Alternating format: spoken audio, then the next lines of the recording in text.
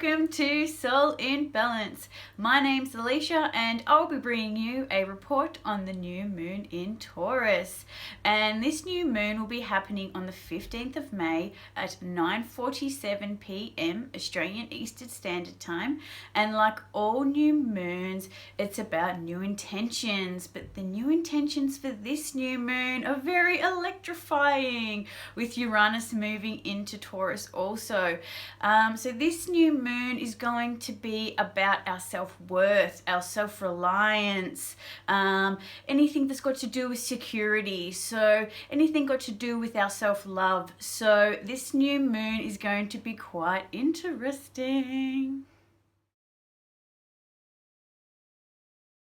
Okay, so new moon in Taurus. Taurus is all about stability and moving forward and what's real and our sensuality and the earth and the finer things in life and things that make us feel good. And what's going on here is that this new moon is bringing about stability, setting the seeds of intention, so electrifying seeds of intention. And we're kind of moving forward with all the new beginnings that we put forward in the Aries season. And with this new moon, we're looking out at the Scorpio point of what needs to transform so we can move forward with these new beginnings. So they're not just new beginnings, they're not just ideas, they're actually something that's moving forward in a real sense, in a real tangible sense. So what needs to be let go of? And that could be a lot to do with self-worth, insecurities, some of those things that we might need to let go of or transform at this time.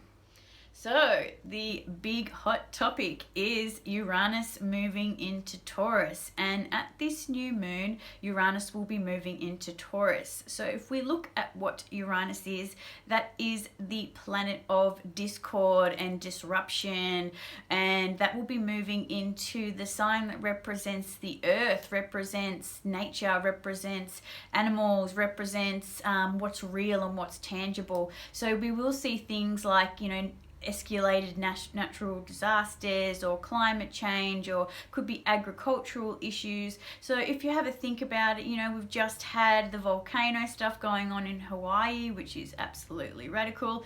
And we will see things like with our food, like we're eating toxic food that is full of chemicals, full of growth hormones, that is causing so much illness on this planet. And I think we're going to see massive disruptions, especially with agriculture and what we're eating and how it's affecting our health. And we might see something really striking happen there, so people actually wake up and just be like, hey, we can't keep eating like this, we can't keep choosing food like this, we can't keep letting corporations and industries dictate what food we eat. So it is going to be a radical time, Uranus moving into Taurus. As it moves in, it will create disruptions in the sense of are you being self-reliant, and it will do something really disruptive to actually, so you see, are you being self-reliant? Are you in a place of self-love? Are you secure within yourself? So if you think about it, Taurus is, our creature comforts. It's external things that make us feel safe and secure. So if we have a striking planet moving in there and causing a disruption where you might lose everything, then you're having to turn in and say, hey, do I have enough security within myself without those things? Do I have enough self-worth or self-reliance without these external things? So we will see striking, eruptions happen that make us actually have a look and go in and become that within ourselves and not rely on external things going on. So it will depend on where that falls in your birth chart. So it could fall in your 4th house, which means There might be disruptions in the family unit that make you look in and say, hey, do I need all these things to feel secure? Do I need to have the perfect relationship to love myself and be self-reliant? Or could it be in your first house where you might need to have all these other external things to make you feel whole as a person and how you present yourself to the world? It could be about work. It could be, are you relying so heavily on work and how people see you and your goals, and you're not actually looking at the security that you need within yourself? So it will depend on where this falls in your birth chart, but it is bringing up the questions which you should ask yourself. Am I self-reliant? Am I secure within myself? And do I love myself just as I am? Like, these are the questions that are going to be coming up. They've got a lot to do with self-worth. So at this time, or for the next 8 years, this is going to be quite a hot topic, and we're going to be going through the process and learning this throughout that time. So on the topic of Uranus, we also will be having Mercury conjunct Uranus. So that means they'll be next to each other. So that means we're going to be having, striking communication or conversations or things that might have been bubbling up under the surface that need to be expressed. A lot of people are saying to not say anything, take deep breaths, think about what you're doing, and just remain calm. But I don't think it's a time for that. I think it's a time that we're going over old insecurities, and this pain and triggers need to come up. So if there are things bubbling up under the surface at this time, I do believe it's a time to express them. You can also express things in a better way. It doesn't always have to be, an out there, outrageous or angry or emotional outburst, but it is important that things are expressed at this time. You don't want to be moving along as Uranus goes through, and then there's going to be a breaking point, and then it's just complete disruption. So it's better to get things out now. So that's also going to be squaring Mars and our desires. So it's even more of a push to express how we're feeling. So we are going to be feeling a lot of aggravation and tension going on as well. And that will be the last degrees of Capricorn, Mars, and then that will go retrograde later in the year. But for the moment, just as Mars has gone through Pluto, it has gone through that death and rebirth period. It has has a better perspective now. So if we think about it as our desires, we have more of a better perspective on our desires right now. We've cleared away some of the stuff that isn't really serving us, and we're kind of happy to move forward with what we want in a healthier way. But there still is a lot of tension going on there. With the past week, it's been Mercury squaring Pluto, and that has been quite intense. That has been bringing up hidden emotions, things that we hide and don't want to see and bury under the surface. That squaring there will be bringing up lots of emotions that haven't been seen for some time, or just don't even want to be seen. So we have been fairly sensitive, but there's a lot of anger and feelings bubbling up under the surface. So definitely at this time, it's a time to process how you're feeling, get it out, and move forward, so we can move forward with our energy in a healthy way. So at this new moon, we will also be having Neptune trining out to Jupiter retrograde. So this is going to happen 3 times. So they connected when Jupiter was direct, they'll be connecting while Jupiter is retrograde, and then they'll be connecting again when Jupiter goes direct again. So this is quite a theme with healing, especially healing of sexual trauma, healing connections. So we have a lot of that going on, and it is when they are connected connecting with each other. It is quite a psychic time. It is a time for, you know, crazy dreams, lucid dreaming, you know, in heightened psychic ability, and things like just, you know, connecting to yourself, connecting to your wounds, and being able to find resources and information to bring about healing from that trauma. So this is a really, really nice aspect, I believe, because it's giving us all the soul information and, you know, information in the universe and in the cosmos of what we need, and past lives and other soul, you know, information that we can use to heal our trauma. So we've just got lots of connections and help there. So yeah, at this time also take advantage of that, because Jupiter is going retrograde. So connect to your spiritual side, connect to those feelings and psychic abilities, and heal some of that stuff that's coming through. Also at this new moon, we have Saturn retrograde in conjuncting the North Node in Leo.